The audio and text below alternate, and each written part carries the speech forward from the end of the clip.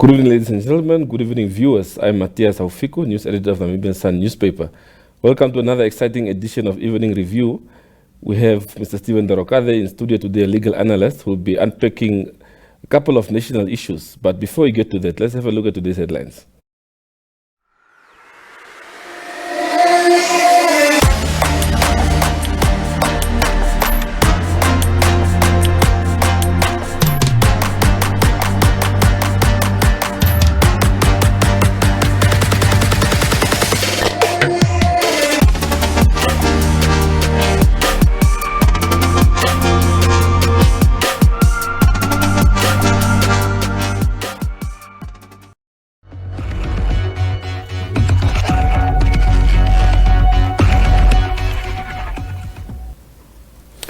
Well, as promised, we're joined in the studio by Mr. Dragada. Welcome, sir. Oh, thank you. Thank you for the invitation. Yeah, it's good to have you here.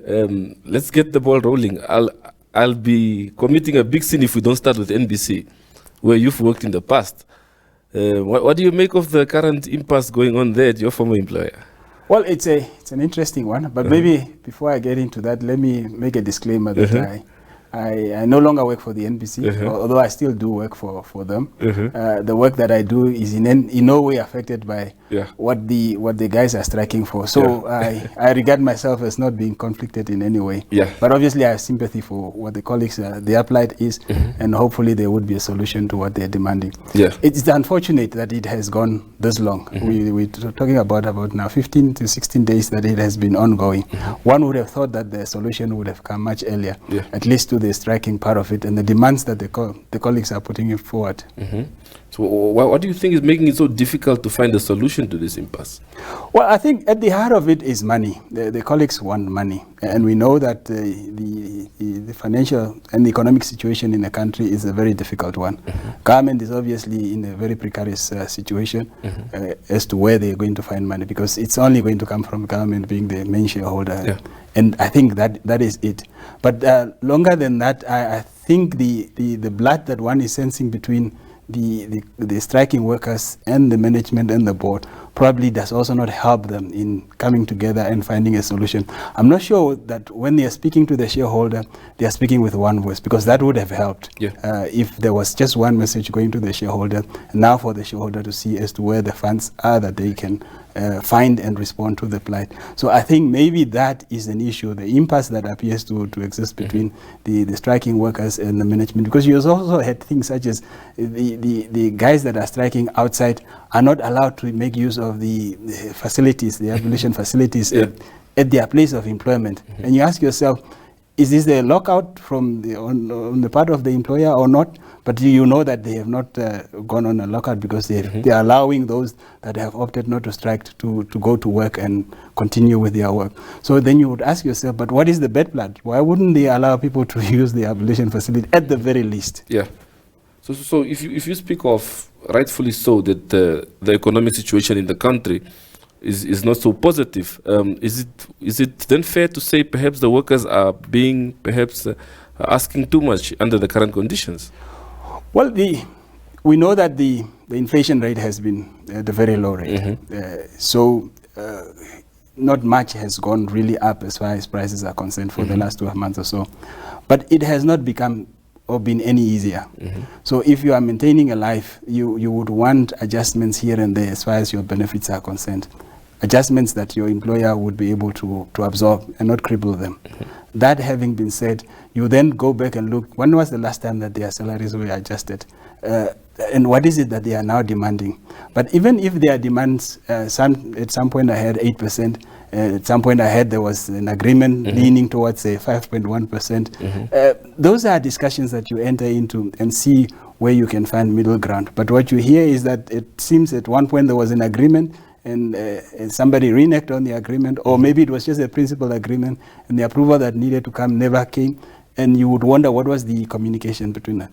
But to your question whether it would be fair in these trying times that we are going through to make those demands, yes, you can make the demands, but at the end of the day, the other party will tell you what it is that they can absorb, and then you would find common ground and see where you would meet. And it would appear as if where they are now, they're probably where they started. At one point, they seem to have made ground, some concessions made in finding each other midway, but then everybody went to their default positions, which is unfortunate. So, as much as you would say it is probably not, it's not encouraging to make those demands. There are realities around of life, the hardship that people are going through, because even though the colleagues that we're talking about, most of them have not lost their jobs. I'm sure there are people within their circles who might have lost their jobs as a result of what the economic situation is, and therefore their liabilities and the things that they need to attend to becomes greater. So there is definitely sympathy for that, but it's a process of negotiation, and it means that you allow the other party to persuade you, and where you can accommodate them, you accommodate them. But you understand when the NBC says, but we are unable to absorb that, because when you look at what their current funding is for this year, the budgetary allocation, which has reduced many folds from what it was last year. Last year they got around 334 million for the last financial year. For this year they are only getting 127-29 million, which is about 60% less of what they got. Now what can you do with that? Because the reality is the NBC on average needs around 27-28 million to run its operations. And if it can get 20 million per month, if it can get 20 million of that from the government per month, it will probably set themselves up, but the management will speak for that. I can only speak because of experience that I have. But now that's the kind of funding that you get. But if your allocation for the year is 127, that means that has been reduced to about 9 million that you're getting a month. And that does not set you up to be able to run your operations. We are not talking about capital investment, expanding anything. We're talking about just running your operations. So there are issues, as much as they will be looking for money to respond to what the demands of the workers are. It's much greater than that. In that conversation should be an issue around, but how are we going to keep this entity running for the rest of the year? Because that 127 that was given to them will probably run them 5-6 months, and then what? Do you then think, considering where the financial position of the shareholders, which is government in essence, it's time to perhaps have a conversation around the mandate of NBC as an organization? You are right. That's where you're supposed to start. It's a conversation that says, look, in terms of your establishing act, these are the things that you should be running. Currently, you are running them, and you're running them at this level. The level at which you are running them is not sustainable, because maybe the staff complement that you have, or the cost that goes with running this. Maybe you need to reduce at this level so that we are able to fund you adequately when you run the operations at this. And that could result in retrenchment, unfortunately, or it could result in probably limiting the kind of platforms that you run, or maybe the hours that you broadcast, and all these things. But while that conversation is happening, another reality is that there hasn't been investment into the equipment of the NBC for a while now. The last major project that I will not speak as if I have the authority to speak on behalf of the NBC, but the one that I would recall would be the DTT project, which is about 6-7 years ago that was then carried out. Now you would wonder, as much as you worry about the operation, you should also be worried about the capital investment, because without that you would also not be able to carry out the mandate. So that's the whole conversation that needs to happen, to say, for your operational side, at which level is it that we'll be able to fund you? So bring your operations to this level, so that while we are maintaining the operational side of this, we are able to support you with regards to your capital projects and the expansion, because we are still in a process of where the NBC does not reach the whole of Namibia, and it must get to the whole of Namibia, because the access to information is a right that every Namibian should be enjoying, whether you are alone on your village or not. You should be able to get that, and the NBC is a transmitting belt of that information. Therefore, we cannot even say we have done well if we say we are at 90 what? We should be at 100. So while that conversation happens, you then realign and say, it is at this level that we can be able to fund you. You cannot be surprising them to say 1 year you give them 300, in excess of 300 million, the next year you give them 120, and say they must run the same operation, continue running the same platforms at the same level, and find a way how to, how are they going to manage? Because the Act identifies 3 ways of funding for the NBC. It's through the TV license, through adverts that they can sell, and the budgetary allocation. So sometimes when people talk about bailout to the NBC, I get surprised as to bailout for what? this is what is provided for in terms of the Act. And when the government is providing money, it's just living up to what it is supposed to be living up to. Yeah. But in this entire narrative, where does the self-revenue generation fit in for the NBC? We don't hear this. Maybe to say maybe they're going to change the business model. Where does this fit in? Or is it only the responsibility of the shareholder? And the NBC has been telling a positive story with regards to self-generation. I remember during the time that I was there, that we, at one point, that was around own revenue for a year would be around 60 million or so. But now, latest, they are talking about in excess of 100 million. That would tell you that that would have been a significant improvement from where it was. But is 100 million optimal? Definitely not. There are other levels that could be attained with the necessary support that is given. What are those necessary support? Obviously, they can up with regards to TV license regulation.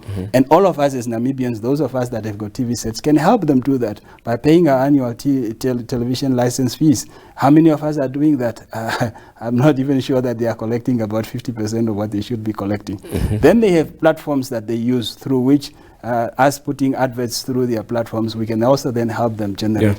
Are they being aggressive enough in collecting that? Maybe not. Maybe there's competition. Maybe the place where they are operating from is saturated. But there is potential for them to up that. And they have demonstrated that they have been able to do so. But there are obviously efficiencies around what they do which could be improved. And in the conversation with the shareholder, those are the things that should be then lifted and be told, this is what we can do. If you give us this support, we can improve this. But here we are lacking because this and this is not in place. Before we move on to another topic, the last question on this. I remember, I think a month or so ago, the union representing the workers, I think it should be 3 weeks back, they said that they were fine continuing with the current operations, even with their demands, but they will continue. But it's the bonuses of last year that they say triggered this whole situation. Yes, I think that was, it was probably, there are two ways to it. Maybe it was fine because it's part of the employment conditions of those that are within those categories. And we are assuming that it was done in terms of what the processes provides for. That's the assumption that we are departing from. And if it was done so it is probably lawfully and legitimately done so. And those that were beneficiaries, you cannot hold them liable for anything if what they got is what is due to them in terms of the process. But then there is an issue around the timing part of it. When you are negotiating with the employees and you are saying the rest of the staff, you can't give them anything because of limitations. But for this category, you give them that. That obviously does not buy you sympathy with the rest of us when we are checking from outside to see, but this class, you attend to them, this you neglect. So that obviously does not augur well for the negotiations that they are supposed to have. And the union is probably right to say that would have triggered them to say, but if you can do for this, then look at us and look at what you can do for us. At the end of the day, you are hoping that there would be some compromises. Somebody should be able to concede some ground, and then there would be an agreement of some sort. Maybe they will not agree at 8%, or maybe not at 5%, but somewhere along the line, they should be able to agree. Because you have affected, and the narrative around that is to say, but this is payment that was due, that has been due for a number of years, but it was effected in this period, and when people are looking at it, they say, you have done it now, so do something for the others. I mean, I think equity, in a way, probably would demand so. Okay. Let's move on. Parliament, the Landless People's Movement. There was a recent court judgment on the fracas that went on during the SONA. What was your take of it, and what's your reaction when you heard the judgment? Maybe we can start, or would you prefer we start with the judgment or the main incident? Well, we can start with the main incident. Okay. I don't think there's any issues around what happened and the fact that it's something that was not pleasant to witness. And I think the I don't know whether one would call them the perpetrators or the MPs concerned, they do not dispute that. I have not heard them disputing to say they have not acted out of line. So that issue, I think, we put it to rest. Now that we have probably determined that they did not act well, how did Parliament deal with them? And I think the main issue was the decision as communicated afterwards by the Speaker, relying on those other provisions that he's saying he should have relied on. Maybe we then need to outline what the framework is. And that framework, for these purposes, I'll just confine them myself to the rules, or the standing rules of Parliament. You have 111, Rule 111, which provides for the fact that when a member is being, through his conduct, being grossly improper, the Speaker may ask the person to withdraw from the Chamber of Parliament for the remainder of the session. That's 111. Yeah. Now, in 112, if the Speaker is not happy that action that he has taken, asking the guy to withdraw, or the person to withdraw for the rest of the day, is sufficient, he may then refer this matter to the Standing Committee on Rules to say, for them to look at it. And on review, they could impose a suspension, which on first occasion 7 days, second occasion 14, and then 21 days on third occasion. That's 112. And then in 113, the Speaker then may, if the person who was asked to withdraw refuses to withdraw, may then ask the Sergeant-at-Arms to escort this member out of the chamber. Yeah. And then it also provides that once they have been asked to withdraw, they are not only just leaving the chambers, but they also are leaving the principle of Parliament. And even so, if somebody is suspended in terms of 112, they, for the 7, 14, or 21 days, they are also suspended from the principle of Parliament. So that's it. That's what the powers provided for the speakers in totality. Yeah. Then you have 124, Rule 124, and it provides for, if there is anything that happens during the proceeding of Parliament, that when the Speaker, with the assistance of his support team, looks at the rules and it's not provided for, he can then make a decision. And that decision remains as a rule until reviewed by this committee, because this committee is responsible for the rules of the House.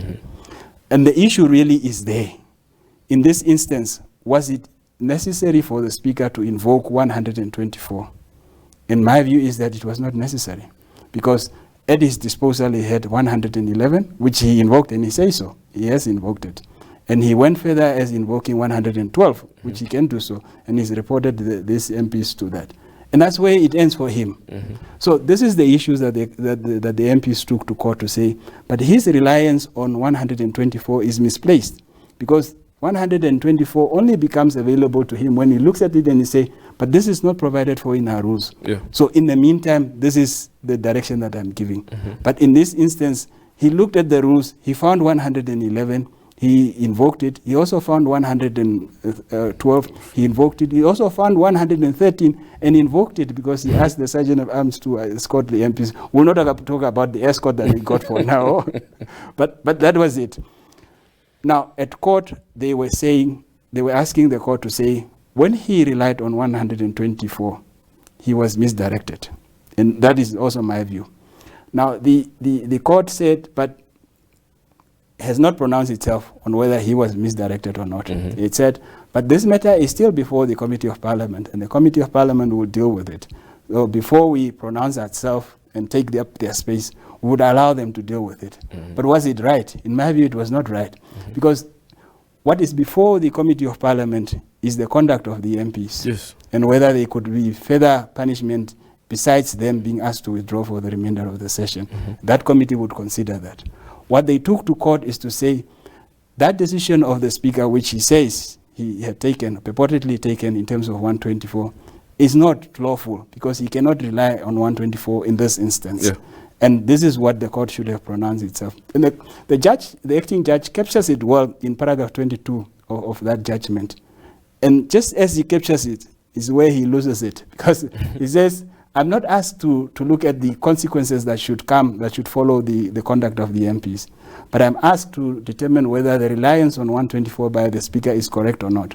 And then he says, but I cannot look at this in isolation. We need to establish everything else that happened before we can determine. And remember, when the Speaker invokes 124, it's not a value judgment.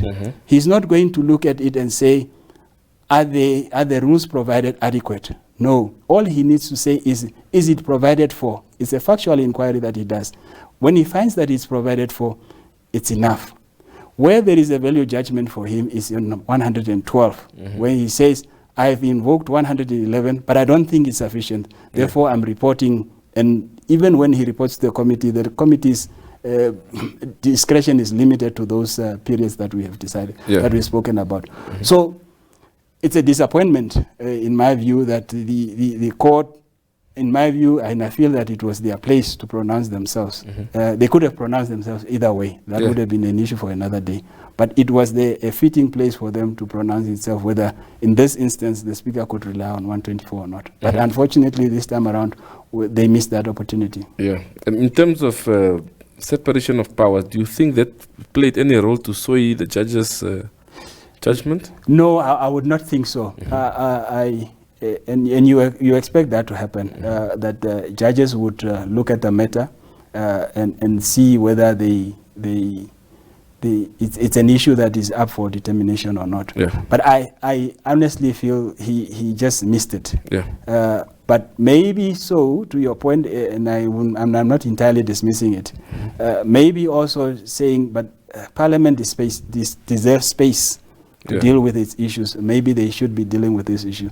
But on another construction, in my view, this was ripe for him to determine. But maybe he could have had considerations to say, let's allow Parliament to determine on this issue. But he also spoke about other things that he was not, although it was placed before him, and once it's pleaded on records, he can say anything. But he was not asked to talk about the conduct of the MPs, but we saw him, not to a greater extent, giving his view of what he thought of what their conduct were, which was not in dispute, and one does not have issue with the fact that he did so.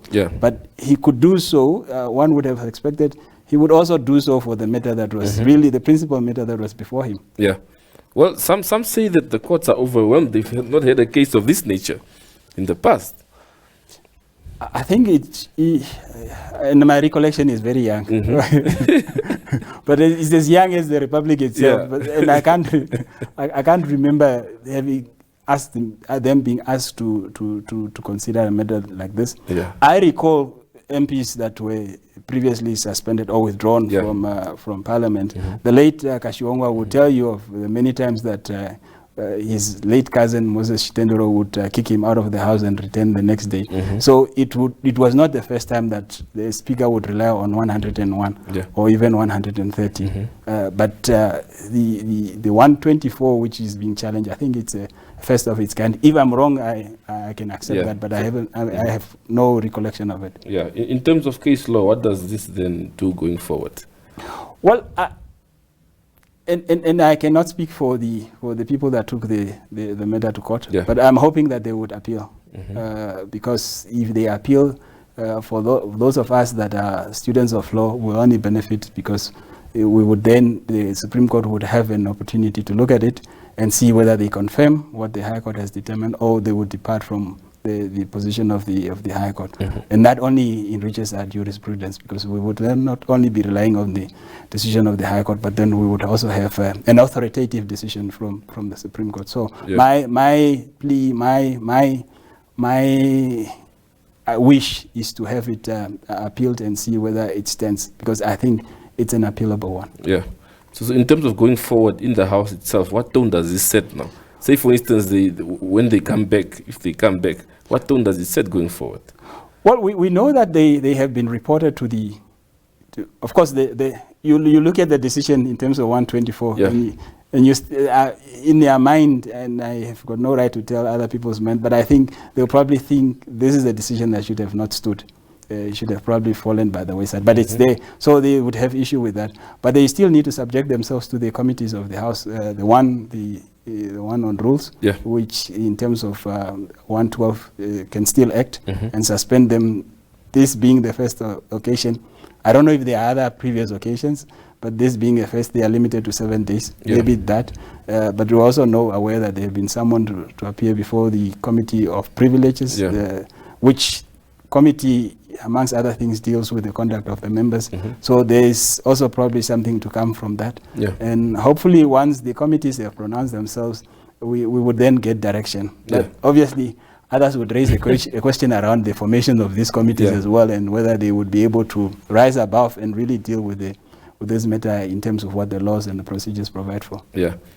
As a legal practitioner, if you were part of the legal team of the two MPs. How would you prepare them for the hearing they're going to have on the 18th? I have not heard them disputing that their conduct is out of line. Mm-hmm. But you have also not heard them on record saying we admit that we are guilty. Yeah. So somewhere there would be implicit admission, Mm-hmm. I expect. Yeah. But it would be followed by persuasive facts that speaks to what triggered that. And I would suspect that in their mind, there's something to do with the conduct of the presiding officer Mm-hmm. on the day, but probably over the time period that they have observed, whether it's the speaker or the deputy speaker, as and when they alternate. Yeah. Maybe in their view would be an issue that needs to be addressed. To say, if we are to coexist in the house, because we are not there because somebody wants us to be there. We are there because the Namibians decided that we should be there. Mm-hmm. And if we are to coexist, the rules of engagements probably need to be cognizant of each other's interests, Yeah. political interest and whatever interest. But this is where they meet. And this is where they're supposed to contest. And there should be space for them to coexist, contest. And if on the day one win prevails, so be it. But on another day, the other one just needs to work harder and prevail. So it doesn't set a very good tone. They would probably still have these things to come. But maybe those that would be mature enough would see that there are issues that should not be taken kindly. And Yeah. there is a need for sensitivity when dealing with each other and see how they can accommodate each other. Mm-hmm.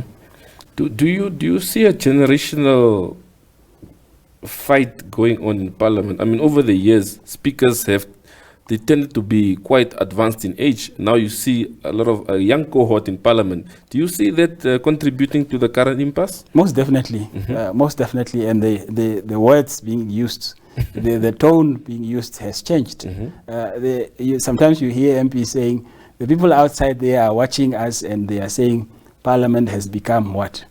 How do you tell? I mean, who has communicated that this is what we make? And it's as if somebody thinks that things were supposed to remain. They can't remain in a situation where there are so many things that confronts us as a nation. But to what extent does it go? It obviously needs to remain civil. It still needs to remain a place where solutions are found for Namibia in a dignified manner, to the extent that it is possible, because it takes all members of this house to ensure that the house remains dignified. And I think that's the message really to them, to say the tone is not going to be the same as it used to be, because those that are speaking to you now probably were not the ones that were speaking to you yesterday, and you need to accommodate them in that way. But it must be done in a dignified manner, in a very respectable manner, because that's a very important organ of our state. Well, just lastly, Mr. Ndorokaze, the impact of this in lawmaking. And yesterday we had Ms. Carola Engelbrecht from the civil society in studio. And she was particularly worried that the people's needs are being placed on the periphery to cater for the fights on the floor. What is your take on that? Well, and that's an assessment that needs to continue. It must happen all the time. That when we speak good English, when we put nice ideas to the fore, when we beat each other in arguments, what actually triggers down to the people? How many laws have we changed, and to what benefit, and has that benefit been realized to the people? And that is what needs to continue. So if we spend much time on just debating and ensuring that I come on top on this discussion, my ideology is the one that prevails on the day, those would be good, as long as they usher in the change that really uplifts the Namibians.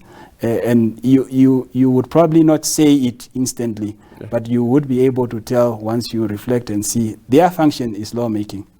Whether it's law to say this is how much you are going to spend in terms of the Appropriation Act, or whether it's law to say this is the benefits that should go to this person, this person should be classified in this category in terms of this act. That's their function, and it really should translate in ensuring that the hardship that our people are confronted with in a way is alleviated. If it is eliminated altogether, well, who would complain? But gradually it should be eliminated. If that is not happening, then all this contestation and all this nice English and whatnot would not help us much. Yeah. Mr. Ndorokaze, it was a pleasure having you today. Yes, anytime. Thank you very much. My pleasure. Good.